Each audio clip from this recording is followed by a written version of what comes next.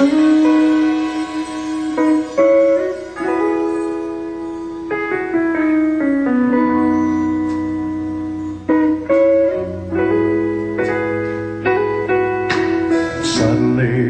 I had to leave. There was no time for goodbye. I never meant to hurt you, never meant to make you cry. We spent some time together, but it didn't seem long enough. I always gave you all I had. You gave me all your love. Now you may wonder where I am, or where the music's gone. You can find it in your heart, but life goes on and on. I'll be with you always. This is Charlene Chamberlain for Front Row. Elvis Presley is an American rock and roll icon, and my guest today is the man that is keeping the legacy alive. It's Doug Church, the true voice of Elvis, and this is his belt, and it's really heavy. Here, let me take that. Well, thank you. You take that. Hi, Doug. How are you? Good, thank you very much. Tell me a little bit about that belt. Well, I can tell you it weighs 4 pounds. 4 pounds. That's pretty heavy to have that on your waist for what, an hour and a half performance? Yeah, so it definitely helps with the weight loss, that's for sure. And when I fly with this thing, I always have to take it out of my suitcase because I end up being overweight because of this darn thing. Sure. And how about the metal detectors? Does it ever set the metal detectors off? Oh, no. I never take it on the plane. I put it under the plane. Oh, I see. Well, fans, this is Doug Church, the true voice of Elvis, and I would like to say that Doug is the winner of the Ultimate Elvis preliminary contest that just happened this month. So let's talk a little bit about this contest, Doug. Sure. There were 2 contests, and I had signed up for 2 contests originally just to kind of hedge my bets. In case I didn't win one, I could immediately go to the other and try again. Right. But I won the first one, which I didn't really expect to do. And then they said, well, you're already signed up for 2, so you're going to have to do 2. So where was the first contest? First contest was in Portage, Indiana, which is about 45 minutes away from my house. Okay. So I was kind of like the local boy. Mm-hmm. Then the second contest was in Ocean City, Maryland, and that was the inaugural contest that they had there. It was the very first one. Right. And I won that one too. So let's talk a little bit about the competition. How many competitors were you up against? The first contest, there were 17 guys, and it was split up into 2 categories. There was the professional and non-professional. And professional means that you have to make at least 60% of your income from being an Elvis tribute artist. Right. And so at the end, after 2 nights of preliminaries, we went into the finals, and there were 10 guys in the finals. There were 5 non-professional and 5 professionals. All vying for the same title. That's right. So in essence, I was going up against only 4 other guys in the professional category. Right. And in Ocean City, they didn't separate the categories like that, or the ranks. It was everybody against everybody else. And how many competitors were in Ocean City? And there were 20. Larger. That's right. So there were more guys, and ironically, we had more songs that we were allowed to do on the second night, or the second contest, than we were on the first contest. So walk me through the competition. What actually does happen?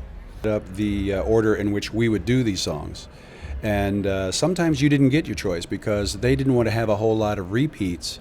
Because not only the judges have to sit through it for 3 days, but the fans have to sit through it. And over the years, fans had been airing their grievances that they had to sit through the same songs over and over. Like, say, if a favorite song of the tribute artist was Suspicious Minds, they got to hear at least 10 to 20 versions of Suspicious Minds, and it got ridiculous. I wouldn't mind that because that is my favorite Elvis song.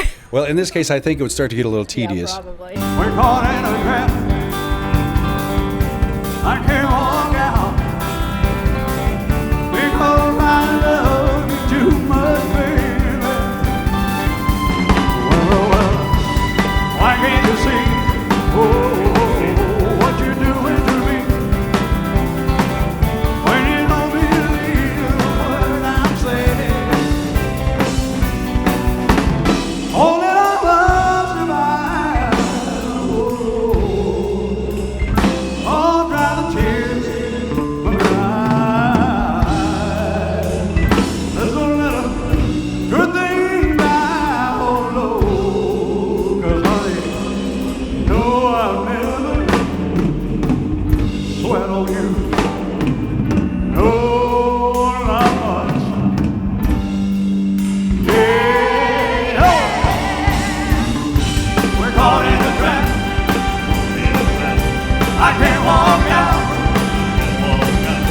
'cause I love you too much, baby. So what they did was they actually chose some of your songs for you. Okay. And there were very, very few repeats. Now, were you backed up by a band or tracks or both? On one day, they allowed us to play with tracks, and then the next day we got to do the band. Now, since there were two categories, the non-professionals would do band one day, and the professionals would do tracks, and then on the second day, it was reversed. Okay. And then everybody in the finals had the band. So did they? What about the judging criteria? Do you know what that was based on, other than, of course, your vocal performance? Yes. Did it have to do with your look and your stage moves, costuming? That's right. There were several different categories. The criterion was tougher because this is held by the Elvis Presley Enterprises. Mm-hmm. Okay, so they're the ones behind the whole thing. Let's talk a little bit about the categories that you had to compete in. I believe there were vocal categories and... That's what right. else? Vocal was 40% of the score. Okay. And then everything else was stage presence, appearance, and overall. And each category was broken down into subcategories. Okay. Like appearance would be how you looked in your suit, the fit of your costume. Oh, wow. Right. The condition of The your style? suit. Sure. And it had to be an accurate representation of Right. Elvis's costume. So if it was a homemade deal, then you probably lost points. Right. And if it was unkempt, if it was wrinkled, if it was dirty in any soiled. way, then that would cost you points as well. So it depended on how you looked and represented Elvis. Right. Presentation was very, very big. Exactly. And like I said, vocal was broken down into sounds like Elvis, which was the biggie. Yes. of And course. then your ability to stay in key. And everybody had to sing in the exact key that Elvis performed his songs in. You couldn't key anything up or key anything down.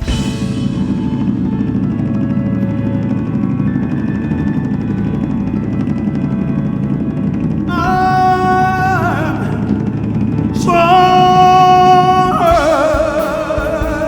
hurt to think that you lied to me. I'm hurt way down inside of me, but it breaks my heart and I'm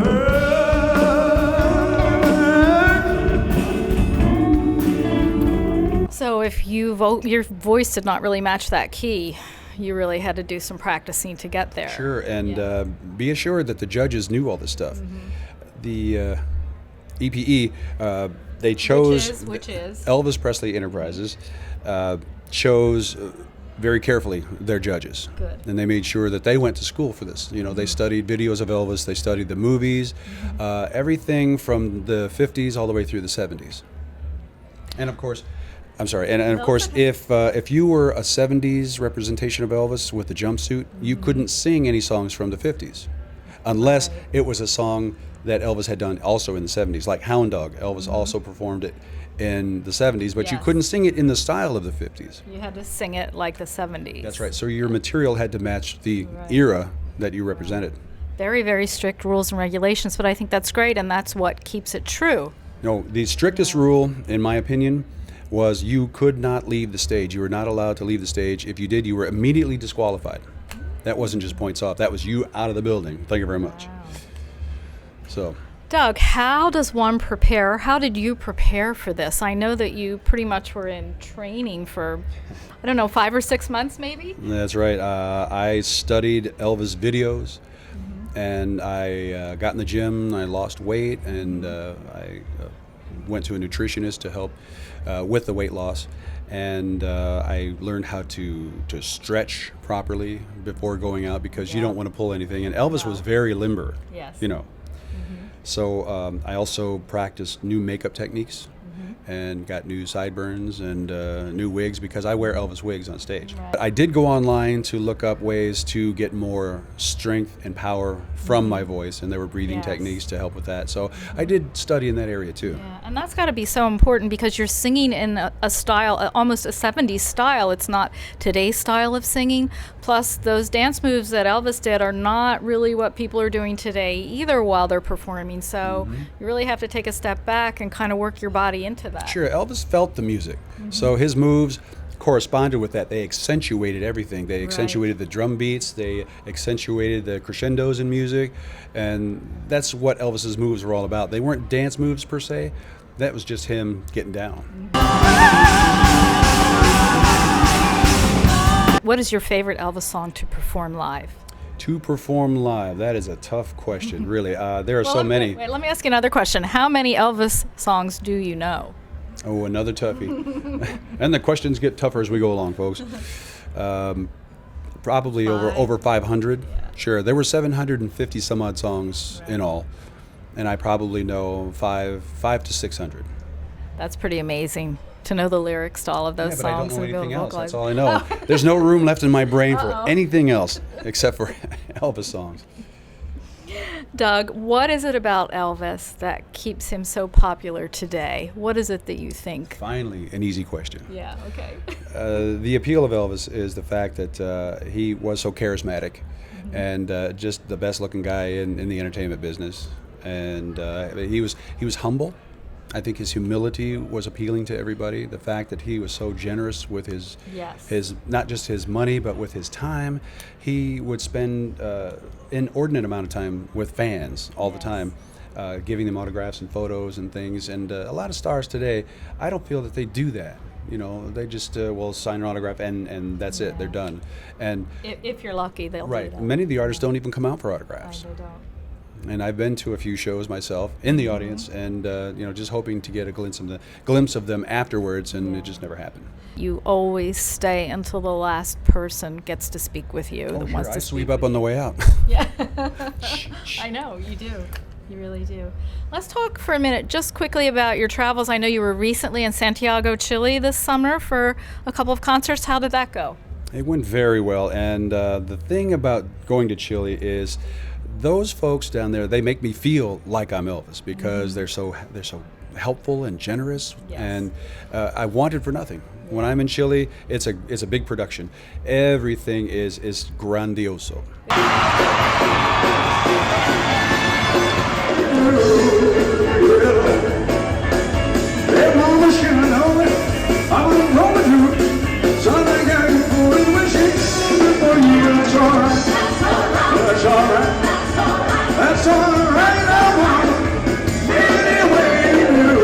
This is your second time that you've been there. Right? That's right, second time. And this time I performed with another ETA named Gary Wesley, who's also a veteran in the business. He's been in it probably a little bit longer than I have. Okay.